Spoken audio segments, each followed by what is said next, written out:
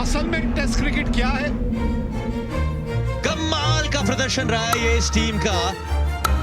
बड़ा मोमेंट ये भारतीय टीम के लिए। आइए देखिए टेस्ट क्रिकेट का beautiful game Sri Lanka versus India 15 अगस्त से लाइव सोनी स्पोर्ट्स नेटवर्क और सोनी लिव पर।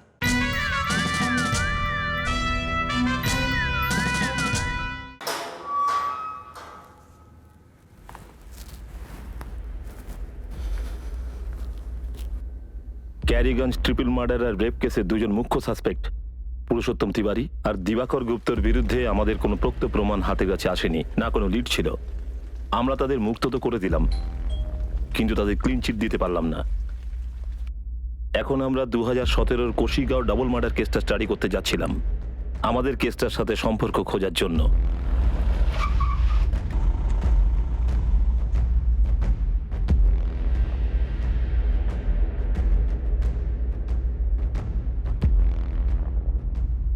সুধাংশু মাহাতো সন্দেহের তালিকায় প্রথম ছিল এবং আজও রয়েছে। সুধাংশু কাশিসের ভাই? তাহলে কি সেই তার মা আর বোনকে মেরে ফেলেছে?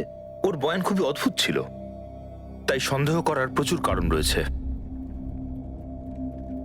14 জুলাই সুধাংশু কোশিগাঁও থেকে ধানবাদের উদ্দেশ্যে রওনা দেয় কাজের খোঁজে, আর 15 তারিখই দুপুরবেলা কোশিগাঁও ফিরে আসে। খুনটা ঘটে 14 জুলাই রাতে, যেই রাতে সুধাংশুর কথা অনুযায়ী সে ছিল ধানবাদে, যে কথাটা বিশ্বাস করা একটু কঠিন। আর তারপর যখন দরজায় নক করেও সে কোনো সাড়া শব্দ পায় না, সে সম্পূর্ণ অবিচলিত থাকে, কোনো রকম দুশ্চিন্তা হয় না। সে খুশি মনে তার বন্ধু পাপ্পু পারদেশির বাড়িতে যায়, চা খায়, আড্ডা মারে। আর সুধাংশুর বাবা লাল বাহাদুর মাহাতো সেও সেই সন্ধ্যেতেই বাড়িতে ফেরে পাশের গ্রাম থেকে, যেখানে সে কাজ করত। আর ঘটনাটি আরো অদ্ভুত রূপ নেয় যখন সুধাংশু তার বোন কাশিসকে মোবাইলে ট্রাই করে, ফোনে পায় না। তাতেও তার কোনো দুশ্চিন্তা হয় না, একবার ভাবে না যেখানে বোন কাজ করে সেখানে যাই, গিয়ে দেখি সেখানে আদৌ কি হয়েছে। আর একবারের জন্য সেটা ভাবে না যে বাইরে থেকে তো তালা দেওয়া ছিল না, তাহলে কোথায় গেল মা আর বোন, যদিও সে এটা জানতো যে বাবা তো বাড়িতে নেই। সাহেব, আমার মনেই হয়নি যে মার কাশিসের সঙ্গে কিছু হয়েছে। আচ্ছা ঠিক আছে, কেউ প্রথমে সেটা ভাবে না, কিন্তু বাড়িতে যখন তালা দেওয়া ছিল না, নক করেও কোনো সাড়া তুই পাসনি, তখন বাড়ির পেছন দিক দিয়ে গেলি না কেন? হ্যাঁ গেলি, কখন গেলি? যখন তোর বাবা এলো। সাহেব, আমি তো বলছি যে আমার মনেই হয়নি যে খারাপ কিছু হয়েছে। বিকেলেও সবকিছু ওরকমই ছিল, তখন আমি বাবার সঙ্গে পেছনে গিয়ে দেখি খুনি বাড়ির পিছনের দরজা দিয়ে ঢুকেছে, ছিটকিনি ভেঙে। হ্যাঁ, সুধাংশু এবং লাল বাহাদুর দুজনের স্টেটমেন্ট অনুযায়ী তারা সমস্ত কিছু দেখে সন্ধ্যাবেলায়। সুধাংশু দুপুরবেলা যখন বাড়িতে ফিরেছিল তখন সে বাড়ির পেছন দিকটা যায়নি। মা! কাশিস! মা! বাবা, কিছু হয়েছে মনে হচ্ছে। দুপুরেও আমি দরজা ধাক্কাচ্ছিলাম, কেউ খোলেনি। এই কাশিসের ফোন দুপুরবেলাও বন্ধ ছিল, আর এখনো বন্ধই রয়েছে। হয়তো শুয়ে পড়েছে, চলো পিছনে গিয়ে ডাকি।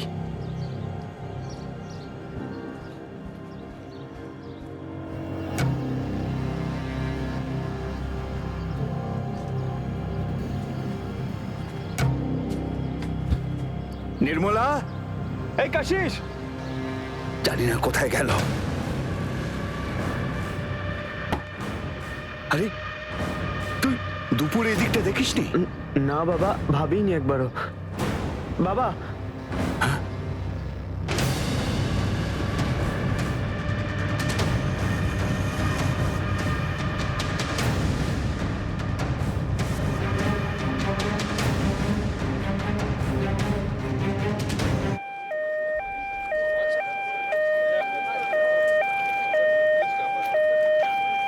আমি কাল ধানবাদ গেছিলাম সাহেব, আজ দুপুরেই ফিরেছি।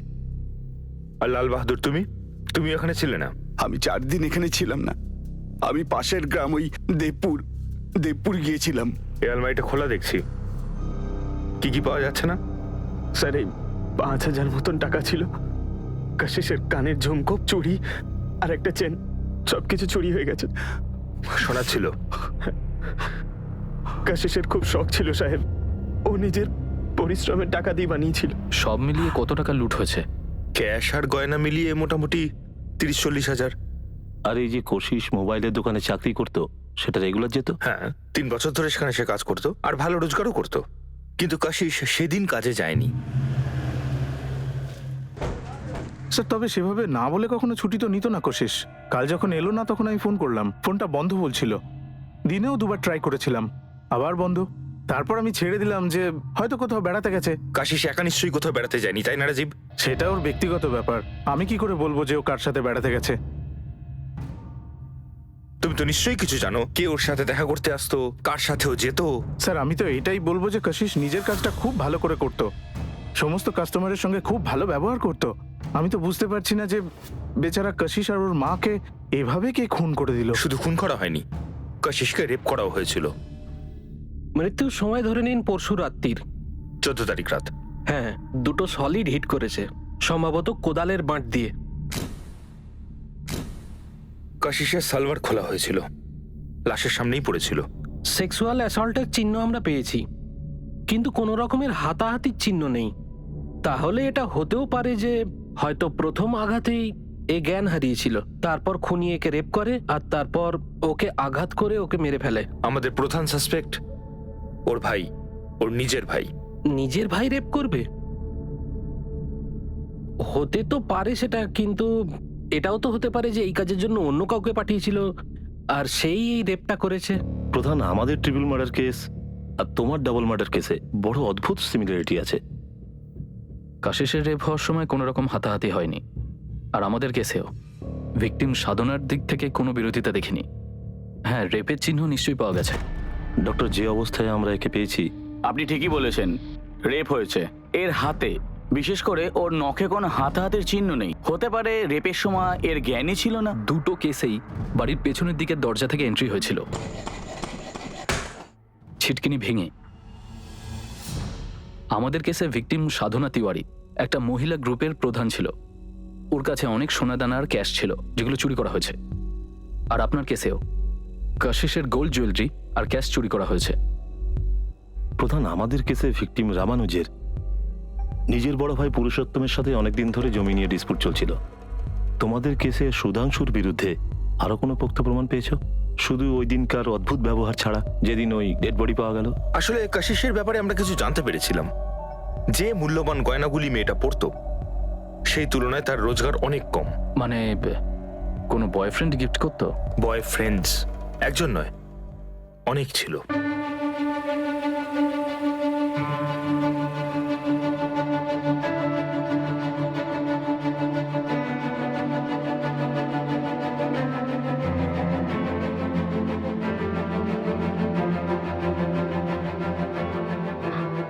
শুধু ফোনটাই নেবেন সেটা কি করে হয়? কভারটাও নিন। কাশিসের কল রেকর্ডস থেকে আমরা 124টা আলাদা আলাদা নাম্বার পাই। আমরা সবার সাথে কথা বলে দেখি, এবং এরা প্রত্যেকেই ওর বয়ফ্রেন্ড ছিল।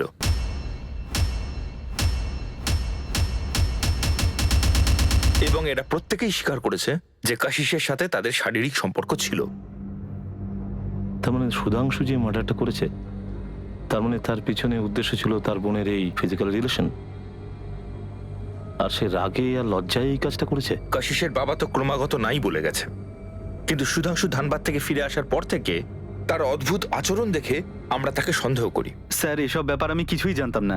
আমি সুধাংশুর সাথে চা খেতে বসেছি আর কথার পর কথাই হয়ে যাচ্ছিল। পাপ্পু পরদেশি, এমন কি রসের কথা হচ্ছিল চায়ের আড্ডায়? এই গল্প কিভাবে তুই মা আর বোনকে মেরে ফেললি? না স্যার, একদমই না। আমি এসব একদমই করিনি। আমাদের কাছে কিন্তু প্রমাণ আছে যে সুধাংশুর কথায় তুই গিয়ে ওর মা আর বোনকে মেরেছিস, ওর বাড়ি থেকে টাকা চুরি করেছিস, কাশিসের শরীর থেকে গয়না খুলেছিস, আর কাশিসের সালমান। না না না না স্যার, আপনি এমন ভাবে আমাকে ফাঁসাবেন না। আর সুধাংশু আমাকে পাঠায়নি ওখানে। তাহলে কাকে পাঠিয়েছিল? স্যার, আমি কিচ্ছু জানি না। দিব্যি খেয়ে বলছি কিছু জানি না। কাশিসের অ্যাফেয়ার্স এর ব্যাপারে তুই জানতি না? কোনো রকম অ্যাফেয়ার কিচ্ছু ছিল না সাহেব। এসব মিথ্যে, খুব বাজে কথা বলছে লোকজন। আমাদের কাশিস খুব সাদাসিধে এবং ভদ্র মেয়ে ছিল। কোন রকম আগুন ছাড়া কিন্তু ধোয়া ওঠে না। আর আমি প্রমাণ পেয়ে এসব বলছি। তোর বোনের অ্যাফেয়ার্স ছিল, আর ওকে খুন করা হয়। আর তোর মাকে হয়তো মারা হয়েছিল কারণ সে ওই ঘটনাস্থলে ছিল। আর যে কাশিসকে খুন করেছে সেই কাশিসকে রেপও করেছে।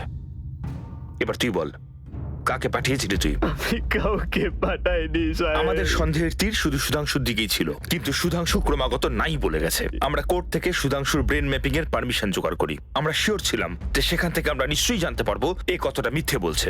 তাহলে কি সুধাংশু মিথ্যে বলছিল? সুধাংশু মাহাতো,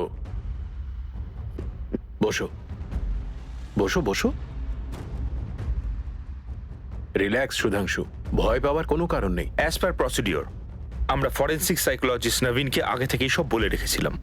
আমি 14ই জুলাই ধানবাদ গেছিলাম কাজের সূত্রে। তারপর নবীন সুধাংশু থেকে তার স্টেটমেন্ট নেয়। ঠিক আছে সুধাংশু, এবার তোমাকে আর একটা ঘরে নিয়ে যাওয়া হবে। সেখানে আরাম করে বসবে, কিছু রেকর্ডিং শোনানো হবে, সেটা চোখ বন্ধ করে মন দিয়ে শুনবে।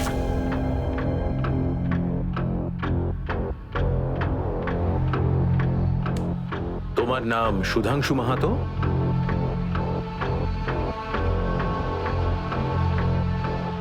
সুধাংশু, 15ই জুলাই যখন তুমি তোমার নিজের বাড়িতে গিয়েছিলে, তুমি এটা ঠিক করেই গিয়েছিলে যে তুমি তোমার বোন কোশিশকে মেরে ফেলবে।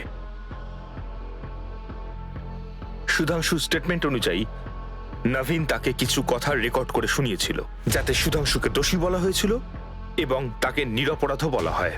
এই কথাগুলো শুনে তার ব্রেনের যা রিয়াকশনস সেগুলো নোট করা হয়।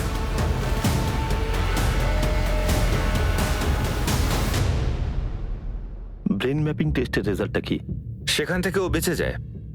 Clean report. আপনার এই ডাবল মার্ডার কেসে সুধাংশুর মার্ডার করার উদ্দেশ্য কাশিসের অ্যাফেয়ার।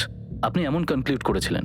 সুধাংশুর কি বাবা মার সাথে কোনো ঝামেলা ছিল, বা বাবা মার নিজেদের মধ্যে ঝামেলা, বা বাবা আর কাশিসের মধ্যে? না, তারা খুব গরিব, তাদের মধ্যে কোনো ঝামেলা ছিল সেরকম কিছু আমরা খুঁজে পাইনি। আমাদের এই ট্রিপল মার্ডার আর রেপ কেসে বেসিক্যালি দুটো উদ্দেশ্য সামনে এলো।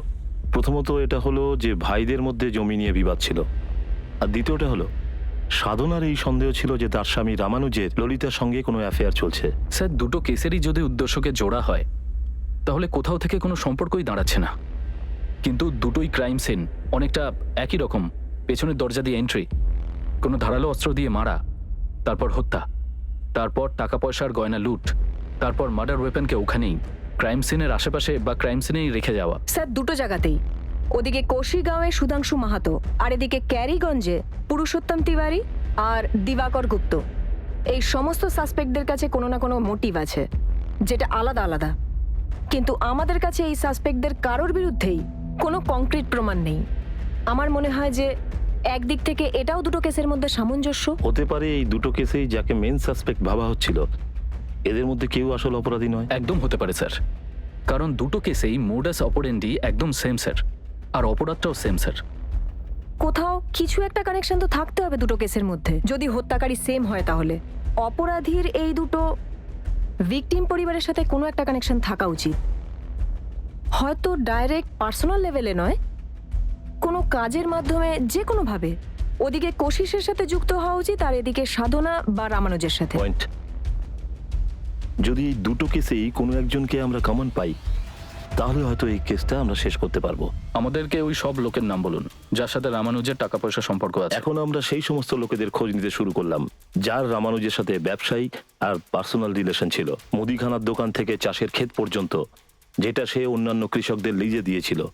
শালিনীকেও বলা হলো যে সেই সমস্ত লোকেদের নাম আনতে যাদের সাধনার সাথে কাজের ব্যাপারে দেখা হতো। কোশিগাঁওয়ের ইন্সপেক্টর প্রধান সুধাংশু মাহাতোর কাছ থেকে তার বোনের সাধারণ দিনলিপির ব্যাপারে খোঁজখবর নিচ্ছিলেন, আর সাথে সাথে মোবাইল শপের মালিক রাজীব যোশীর কাছ থেকে তার সমস্ত ক্লায়েন্টের খোঁজ নেওয়া হলো যাদের সাথে সেলস গার্ল কোশিসের ব্যবসায়িক সম্পর্ক ছিল। আর সাথে সাথে আমরা সেই 124 জন লোকেরও খোঁজ নিলাম যাদেরকে কোশিসের বয়ফ্রেন্ড মনে করা হচ্ছিল। এই সমস্ত চেষ্টা একজনকে ধরার জন্যই করা হচ্ছিল, যে এই দুটো কেসকে জোড়া লাগানোর মুখ্য ভূমিকা পালন করতে পারে।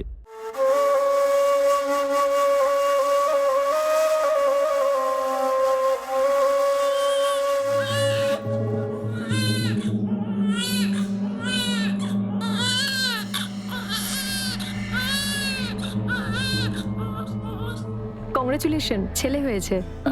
ম্যাডাম কাজল কেমন আছে? মা বাচ্চা দুজনেই ভালো আছে।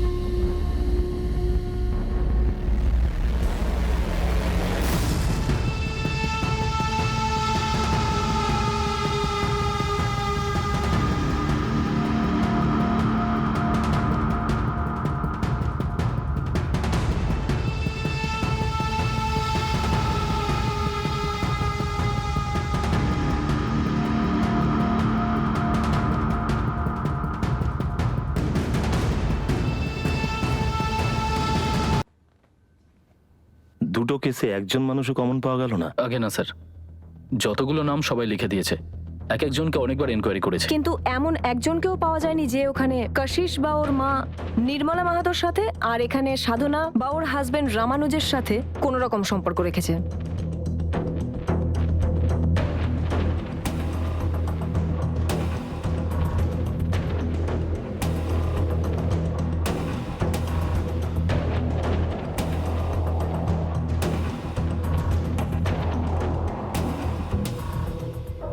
দু 2017 কোসিগাঁওতে হওয়া ডবল মার্ডার কেসে একটা ন্যারেটিভ, একটা বর্ণনা হবে, যেখানে কোশিসের এই প্রচুর পরিমাণের অ্যাফেয়ার এই কেসের কারণ, যেটা এই কেসের একটা ছবি তৈরি করে। 2018 ক্যারিগঞ্জে আমাদের প্রথম বর্ণনা তৈরি হয় যে অপরাধের উদ্দেশ্য ছিল রামানুজের সাথে তার ভাইদের জায়গা জমি নিয়ে ঝামেলা। তারপরে দ্বিতীয় বর্ণনা তৈরি হয় যেটা ছিল সাধনার সাথে ললিতা আর ললিতার দেওর দিবাকরের সাথে ঝামেলা। দুটো জায়গা থেকে যে বর্ণনাটা উঠে এলো, যে ছবিটা উঠে এলো, সেটা দুটো কেসেরই পীড়িতের নিজস্ব দুনিয়ার সাথে জড়িত ছিল, আর মেন সাসপেক্টও সেখান থেকেই উৎপন্ন হলো।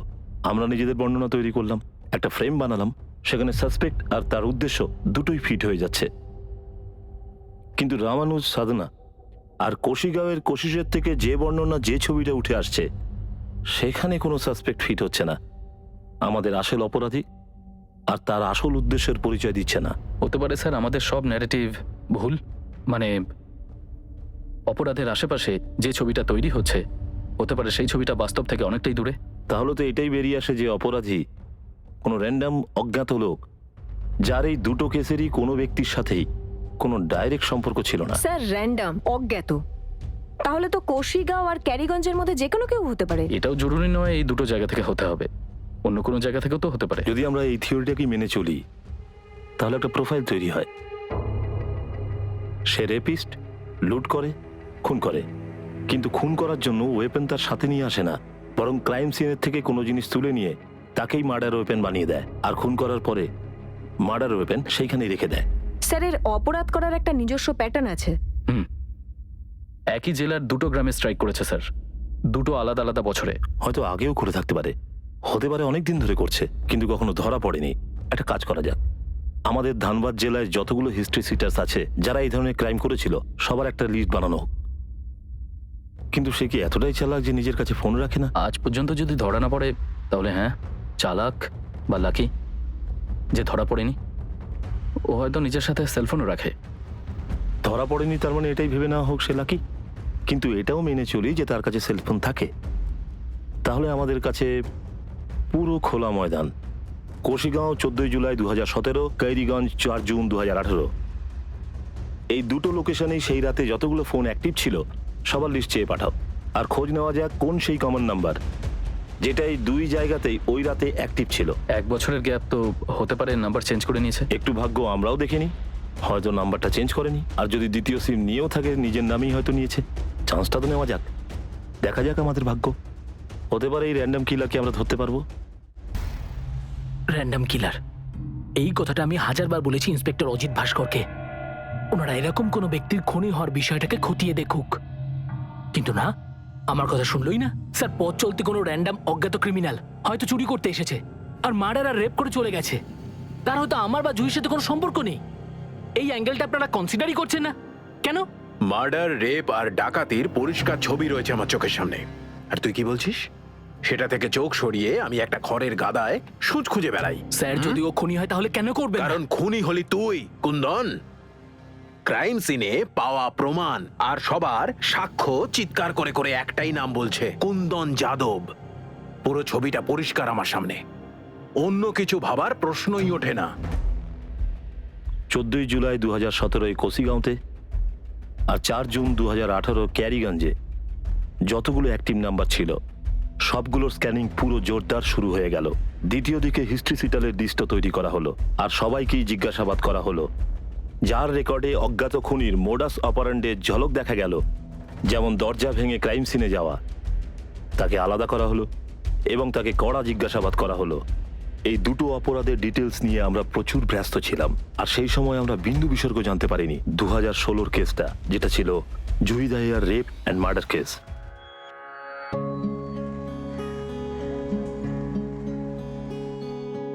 জুহি আর আমাদের ডিপার্টমেন্টে দেখা হয়েছিল। ও সবে নতুন জয়েন করেছিল। ও আমাকে রিপোর্ট করতো আর আমাদের দেখাশোনা বাড়তে থাকে। বন্ধুত্ব হলো আর তারপরে প্রেম হয়ে গেল। 2013 থেকে 2015 প্রায় 2 বছর ধরে আমাদের সম্পর্কটা গভীরতা পায়। আর তারপর আমরা বিয়ে করার সিদ্ধান্ত নেই। না আমি ওই মেয়েটার সঙ্গে দেখা করব, না ওর পরিবারের সঙ্গে। আমার মা অন্য কাস্টে মেয়ের সঙ্গে বিয়ে করার একদম বিপক্ষে ছিল, আর জুহিকে উনি তখনই রিজেক্ট করে দেন। ঠিক আছে ঠিক আছে, বেঁচে থাকো। দেখো কুন্দন, জুহির বাবা মায়ের কোনো আপত্তি ছিল না, কিন্তু ওনারা আমার মায়ের সম্মতি চেয়েছিলেন।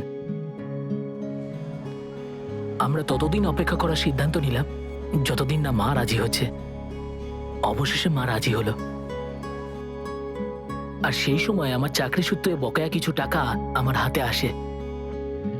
সেই এরিয়ারের টাকার বেশিরভাগ টাকাটাই আমি জুহির অ্যাকাউন্টে ট্রান্সফার করে দিই, যাতে বিয়ের খরচায় কোনো সমস্যা না হয়। সেদিন সকালবেলা আমি দৌড়ে দৌড়ে জুহির বাড়িতে যাচ্ছিলাম। গত রাতে জুহি আমাকে প্রচুরবার ফোন করেছিল, কিন্তু কাজে ব্যস্ত থাকার দরুন আমি ফোন ধরতে পারিনি। টাইম পেলে যখন কল ব্যাক করলাম তখন ওর ফোন সুইচ অফ বলছিল। জুহির বাড়ি দরজায় গিয়ে আমি ওকে অনেক ডাকলাম, কিন্তু জুহি দরজাই খুলছিল না। আমার টেনশন হতে শুরু করলো। দরজাতেও বাইরে থেকে কোনো তালা ছিল না। আমি তখনই জুহির বাড়ির মালিক বাসুদেব বাবুর বাড়িতে গেলাম। উনি এলে পরে আমি ওনার সঙ্গে জুহির বাড়ির পিছন দিকে গেলাম।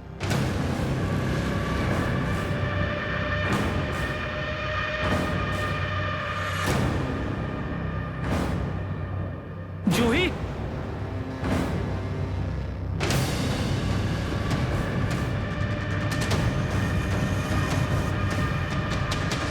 জুহি, জুহি, জুহি,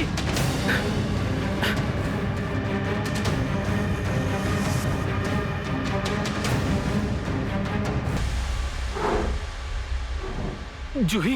জুহির বরে দেখে আমি সম্পূর্ণ ভেঙে পড়ি। তখন একবারও এই কথাটা আমার মনে হয়নি যে এই ভয়ঙ্কর কাণ্ডের জন্য আমাকেই দায়ী করা হবে, আমার জুহির মার্ডারের জন্য। আমি কোনোদিনও স্বপ্নেও ভাবিনি আমার আর জুহির মাঝে গত 6 মাস ধরে কাপলদের মতো যে সমস্যাটা চলছিল সেটা এরকম খারাপভাবে আমার বিপক্ষে যাবে। জুহি মার্ডার হওয়ার 3 দিন পরে আমাকে জেলে পোড়া হয়, আর তারপর আমি জেলেই থাকি। সে সময় আমার অজান্তে অনেক কিছু চলতে থাকে, যে ব্যাপারে আমি ঘুণাক্ষরেও টের পাইনি। তো জামিনের আর্জি আবার কোর্ট খারিজ করে দিয়েছে। মা, তুমি আমাকে সন্দেহ করো না তো? এ কি আর জিজ্ঞাসা করার কথা, কিন্তু পুলিশ বলছিল তুই ওদের সেই জায়গায় নিয়ে গেছিস যেখানে তুই জুহির মোবাইল ফেলেছিস আর অস্ত্র। কি মা, এটা সম্পূর্ণ মিথ্যে কথা বলছে ওরা। আমি তো জেলের থেকে বাইরেই যাইনি কোথাও। কোর্টে ওরা তোর বয়ান জমা করেছে, তোর সই আছে। মা, ওরা আমাকে মেরে মেরে সাদা কাগজে আমাকে দিয়ে সাইন করিয়েছে। ইচ্ছাকৃতভাবে আমাকে বলির পাঠা করছে। মা, তুমি কিছু করো না আমাকে এখান থেকে বার করতে।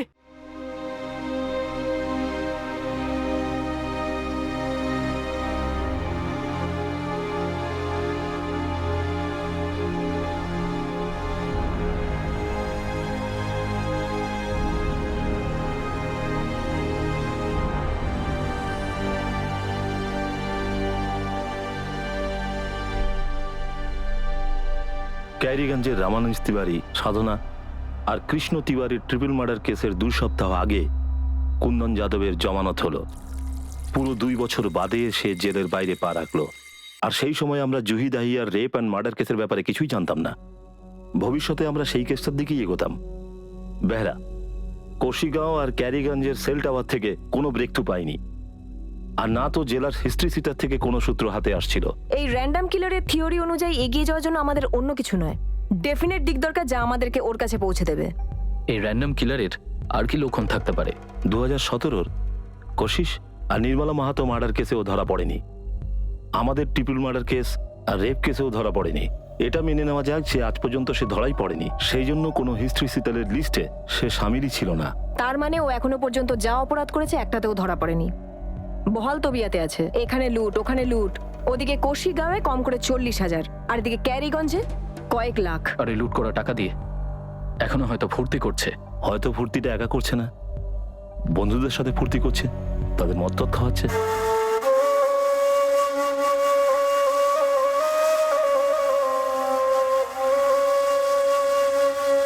তাহলে হতে পারে ও নেশার ঘোরে ওর কোনো না কোনো বন্ধুকে কিছু না কিছু বলেছে এই মার্ডারের ব্যাপারে। কিন্তু আমাদের খোঁচররা তো এই জেলার সমস্ত গ্রামে অ্যাক্টিভ আছে। মদের থেকে এমনকি জুয়ার আড্ডায়, রেড লাইট এরিয়াতেও। এমন কোনো খবর থাকলে সেটা আমরা পেয়ে যেতাম। রাইট, পৌঁছে যেত। তার মানে ওই লোকটা কাউকে কিচ্ছু বলেনি। হতে পারে স্যার ওর বন্ধুরাও এর সাথে জড়িয়ে রয়েছে, সেজন্য সবাই চুপ করে আছে। আমার ডাউট হচ্ছে স্যার যে এরকম একটা লোক শুধু এই দুটো কাণ্ড করে বসে রয়েছে। ও অনেক অপরাধ করেছে কিন্তু আমাদের রেডারে পড়েনি। কিন্তু এটা তো ঠিক স্যার, এই অপরাধের মধ্যে দিয়ে ও অনেক টাকা রোজগার করেছে, আর এখন ওই টাকাগুলোকে ওড়াচ্ছে ও। এর মানে হলো যে এই লোকটা নিজের ক্ষমতার বাইরে জীবন কাটায়। ইট মিনস এর উপার্জন আর খরচের মধ্যে আকাশ পাতালের পার্থক্য আছে। এতে অনেক বিরাট সমস্যা। এরকম লোক যদি খুঁজতে চাই তাহলে একটা নয়, অনেক পাওয়া যাবে। চুপচাপ পুরো জেলার এমন লোকগুলোকে রেডারে নেওয়া হোক যাদের আমদানি খুব কম কিন্তু খরচা অনেক। হতে পারে এই র্যান্ডম কিলার আমরা এদের মধ্যে থেকে পেয়ে যাব। আমরা শুধু একটা ব্লাইন্ড চান্স নিচ্ছিলাম না, বরং এমন একটা খোঁজে বেরিয়ে পড়লাম যেটার কোনো ভিত্তি ছিল না। আমরা এটাও জানতাম না এটা থেকে কোনো পোক্ত প্রমাণ পাবো কি পাবো না।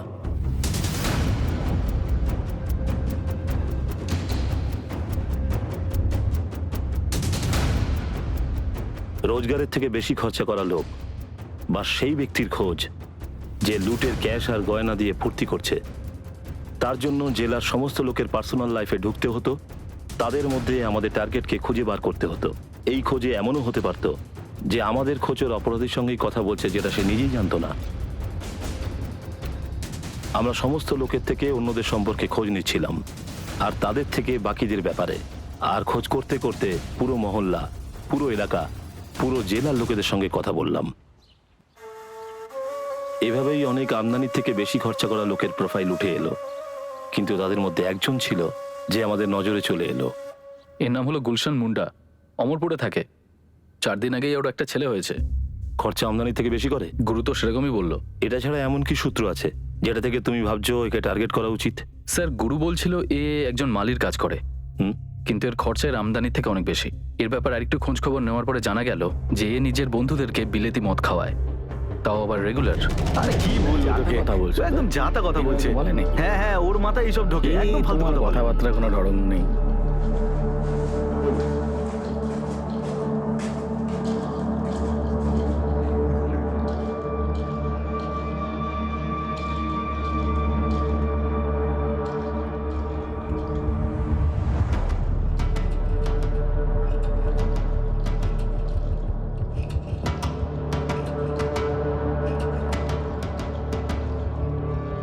স্যার, যারা মালির কাজ করবে তারা সারাদিনে হয়তো 300 টাকা রোজগার করবে, আর এই লোকটা এ তো স্যার কম করে শুধু 100 টাকা টিপ দেয়। অমরপুরে নিজেদের একটা লোক লাগাও, 24 ঘন্টা এর উপর নজর রাখতে বলো। খোঁজ নাও ক্যারিগঞ্জ আর কোশিগাঁওয়ের সাথে এর কি কানেকশন আছে। পোক্ত প্রমাণ পেলে তবেই ওঠাও, সময়ের আগে ওঠালে এই কথা ঘোরানোর সুযোগ পেয়ে যাবে।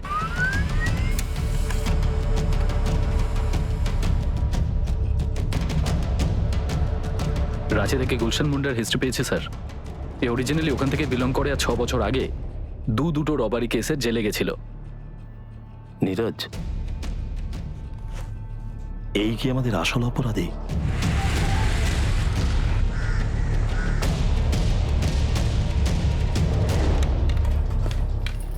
স্যার, এই গুলশান মুন্ডা শালিনীর ভাড়াটে ছিল। গত বছর ছিল সাহেব। ও আর ওর বউ কাজল, ওরা দুজনে আমাদের আরেকটা ঘরে ভাড়া দিয়ে থাকতো। তাহলে এই রামানুজার সাধনাকেও নিশ্চয়ই চিনতে পারে হয়তো।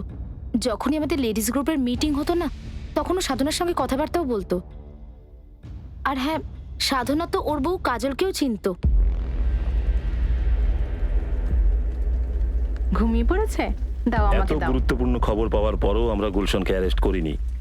ব্যাস, শুধু নজর রাখছিলাম, কড়া সূক্ষ্ম নজর। স্যার বলবেন তো কোথায় নিয়ে যাচ্ছেন, কেন নিয়ে যাচ্ছেন? আমরা চুপচাপ গুলশানের সব থেকে প্রিয় বন্ধু রাজু নিষাদকে উঠিয়ে নিলাম। আমরা গুলশনের বিরুদ্ধে যত সম্ভব পোক্ত প্রমাণ চাইছিলাম। স্যার, আমি চুরি করিনি স্যার, আর না আমি চুরি করা টাকায় খাই। কি বলছেন স্যার? স্যার, আমি আম্বারপুর ফার্নিচার ফ্যাক্টরির একজন ছোট কারিগর। তুই না, তোর বন্ধু গুলশন মুন্ডা, যে তোকে আর প্রশান্তকে রোজ মদ খাওয়াতো, তাও আবার বিলাতি। পয়সা কোথা থেকে আসতো তার? তুই ফোকটে খাস সেটা ঠিক আছে, কিন্তু যদি মুখটা খুলিস না তাহলে ফোকটে সাজাও কাটতে হবে, বুঝেছিস? জানি না কেমন করে, কিন্তু স্যার ওই গুলশন না অনেক অনেক টাকা পায়। মালির কাজ করে না ও? তাহলে ও যে গাছ লাগায় তার থেকে টাকা আসে নাকি? দেখ রাজু, সোজাসুজি বলে দে ওর কাছে অত টাকা কোথা থেকে আসে বল। স্যার আমি বলছি তো, আমি জানি না। এইভাবে বলবে না, একটা কাজ করি এর ভালো করে হাত পা ভাঙি, তারপর সব বলবে। শুরু করো। হাবিলদার, তেল মাখিয়ে লাঠিটা নিয়ে এসো। স্যার স্যার বলছি স্যার, স্যার মায়ের দিব্যি খেয়ে বলছি স্যার, আমার একদমই জানা নেই ওই টাকাটা কিভাবে আসতো, কিন্তু স্যার ওর কাছে অনেক গয়নাও আছে। তুই দেখেছিস? স্যার আমি বিক্রিও করেছি। কিভাবে? স্যার ওই মানে ওর বউ হসপিটালে ছিল, ওর একটা ছেলে হয়, তাই ও আমাকে 2টো সোনার বালা দিয়েছিল আর একটা মঙ্গলসূত্র দিয়েছিল, বলেছিল রাঁচিতে বেচে দিতে। রাঁচিতে কোথায়?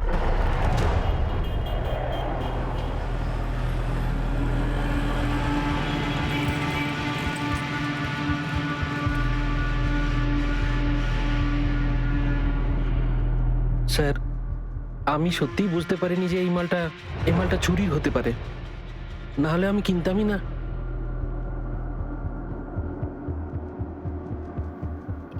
এগুলো এগুলো তো সাধনার। কার কাছে পেলেন এগুলো? কে করেছে এই কাণ্ডটা? এই নে কল্পনা, 20,000 আছে। 6 মাস বাদে তুই 25,000 ফেরত দিবি।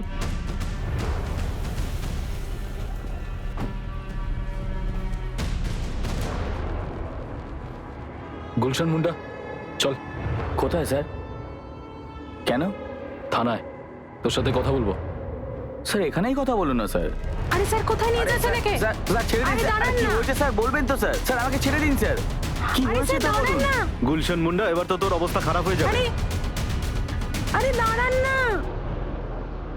14 জুলাই 2017 তুই কোশিগাঁওয়ের কোশিস আর তার মা নির্মলা মাহাতোকে খুন করেছিস, কোশিসকে রেপ করেছিস আর লুট করেছিস।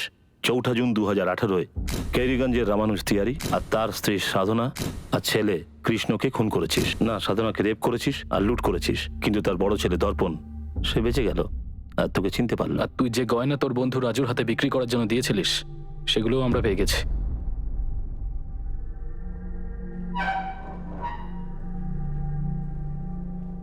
একটু মারেই কাজ হয়ে গেল।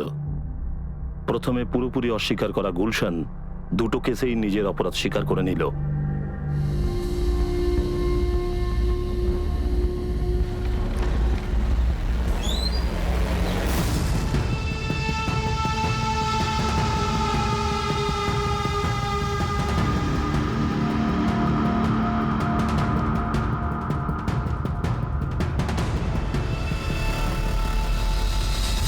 আমি ওখানে আলাদা আলাদা হোটেলে ওনাদের বাগান সামলাতাম, আর ওই যে কশিস যে ছিল আলাদা আলাদা ছেলেদের সাথে আসতো, প্রত্যেকবার আলাদা। আমার মাথাতে এমন করেই বসে গেছিল। আর ওই যে সাধনা ছিল, আমি তোকে কতবার দেখেছি। আমাদের যে বাড়ির মালকিন শালিনী জি ছিল, ওনার বাড়িতে দেখেছিলাম, ওটাও মাথার মধ্যে বসে গেছিল স্যার।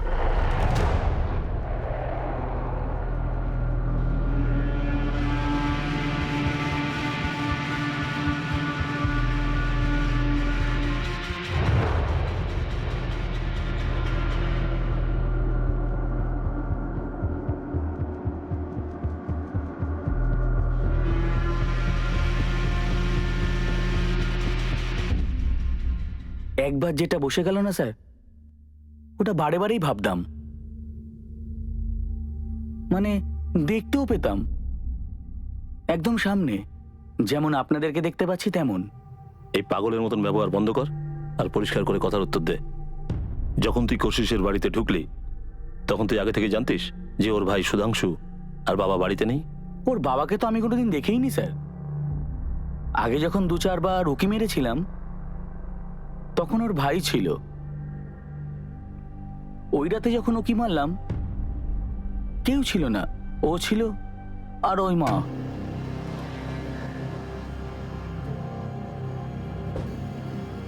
গুলশান মুন্ডাকে ক্রাইম সিনে নিয়ে যাওয়া হলো, যেখানে সে এক্স্যাক্ট ভাবে বলল কোশিসের বাড়িতে সে কিভাবে ঢুকলো।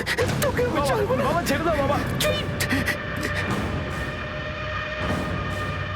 ভেতরে কোনখান দিয়ে ঢুকলি? এখান থেকে। স্যার এই ছিটকিনিটার স্ক্রুটা ঢিলা ছিল, জোরে ধাক্কা মারলাম আর খুলে গেল। চল দেখা কিভাবে করলি।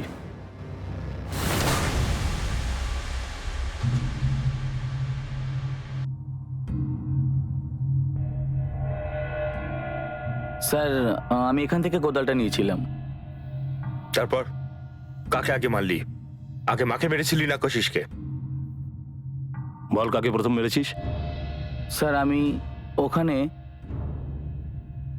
এখানে কাশিসের সাথে শুয়েছিলাম আর ঘুমের মধ্যে ওকে আদর করছিলাম। তখন এই বুড়িটা উঠে গেল আর ওখান থেকে কোদাল নিয়ে এসে মারলাম মাথার মধ্যে। তারপর? তখন কাশিসে উঠে গেল, ওকেও মেরে দিলাম ধার করে।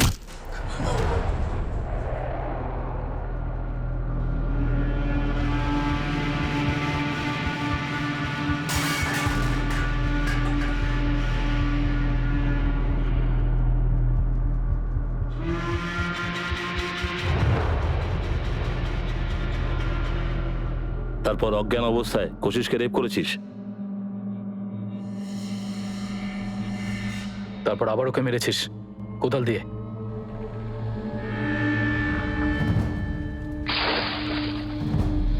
আমরা গুলশনকে কাইরিগঞ্জ নিয়ে গেলাম রামানুজ তিওয়ারির বাড়িতে, আর তাকে দিয়ে অপরাধের পুরো রিক্রিয়েশন করালাম।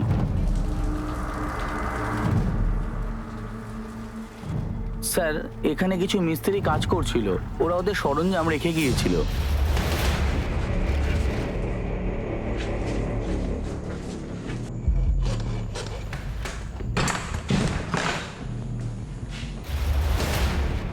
গুলশন ডিটেলে আমাদের বলল কিভাবে সে প্রথমে ছেলে দুটোকে আঘাত করে, তারপরে ভেতরে গেল।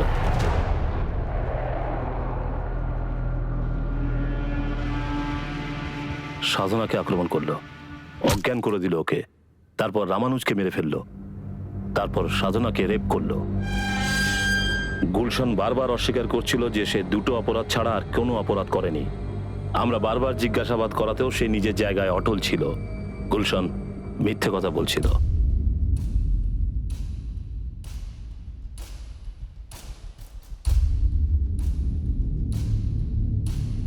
ওই 2 বছর যেটা আমি জেলে কাটিয়েছি, তখন প্রায়শই আমি নিরাশ হয়ে যেতাম, ডিপ্রেসড, একদম ডিপ্রেসড। মনে হতো বেঁচে থেকে আর লাভ কি আছে, কেরিয়ার নষ্ট, সম্মান নষ্ট, এর থেকে তো মরে যাওয়া ভালো। আর যখন বেল হয়েছে তখনও কিছু বদলায়নি। আমি এখনো অভিযুক্ত, সন্দেহভাজন নই, অভিযুক্ত, অ্যাকিউজড।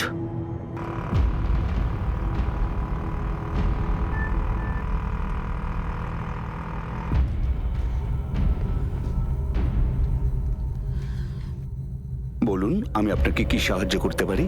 আগে আমি খবরের কাগজে পড়লাম ওই 2017 কোশিগাঁও আর 2018 ক্যারিগঞ্জের কেসের হত্যাকারী ধরা পড়েছে। ওই হত্যাকারী যেভাবে মার্ডার করেছে সেটা দেখে আপনার এরকম মনে হয় না যে জুহি দাইয়া কেসের হত্যাকারী এই হতে পারে? জুহি দাইয়া হত্যা কেস 2016 কেস। জুহি দাইয়াকেও তার বাড়িতে মেরে ফেলা হয়, আর সেই কেসেও হত্যাকারী বাড়ির পিছন দিক দিয়ে ঢোকে। ও হ্যাঁ, ওই কেসে ওই মেয়েটি তো ইলেকট্রিসিটি ডিপার্টমেন্টে কাজ করতেন, কিন্তু ওই ক্ষেত্রে তো ওর প্রেমিকই যুক্ত ছিল। আমি সেই প্রেমিক কুন্দন যাদবের মা, সাবিত্রী যাদব। 2 বছর বিনা জামিনে জেল খেটেছে আমার ছেলেটা। কুন্দন জুহিকে মারেনি, আর জুহির কেসটা এই দুটো কেসের মতো। আমি মিনতি করছি আপনার কাছে, কিছু করুন এই ব্যাপারে। কুন্দন জুহিকে ভালোবাসতো, ওকে বিয়ে করতে চেয়েছিল, ওকে পুরোপুরি ফাঁসানো হয়েছে। আমি হাত জোর করছি, একমাত্র সন্তান আমার, আর নির্দোষ। কিছু অন্তত করুন।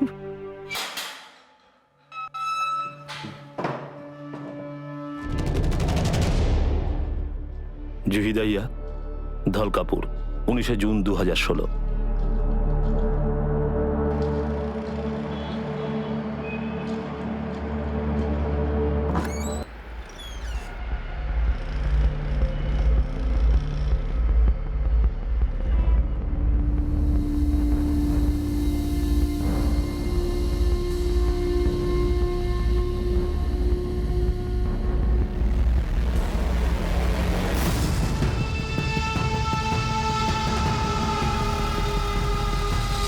জুহির বাড়িওয়ালা বাসুদেব, যে হোমগার্ডে কাজ করত, যার বাগানটা তুই দেখাশোনা করতিস, সে তোকে চিনতে পারে। এবার গাছের চারার মতো তোর ছাড়াই শুরু করি।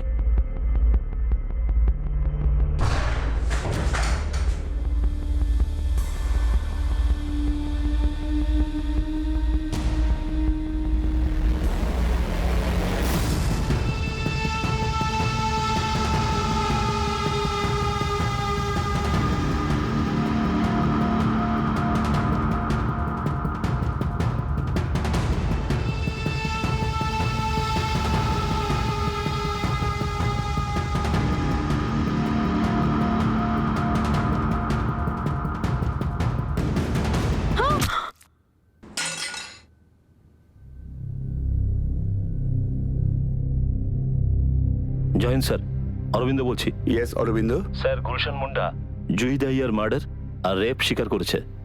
বাকি দুটো কেসের মতোই? আগে স্যার, সেম মোডাস অপারেন্ডি। এগুলো আমরা কেন মিস করে গেলাম? কিভাবে অরবিন্দ? আপনি নিশ্চয় জানতে পেরেছেন স্যার। হ্যাঁ, ও স্বীকার করেছে, আমরা দেখেছি। 2 বছর আগে দেখতেন, সততার সঙ্গে দেখতেন, তাহলে ভালো হতো না স্যার? দেখ, এখনো অবধি শুধু ওর স্বীকারোক্তি এসেছে, কিছু প্রমাণ হয়নি। রিইনভেস্টিগেট হবে। স্যার, আপনি ক্রাইম সিন থেকে ফিঙ্গারপ্রিন্ট নেননি, আপনার চার্জশিটে তার উল্লেখ পর্যন্ত নেই।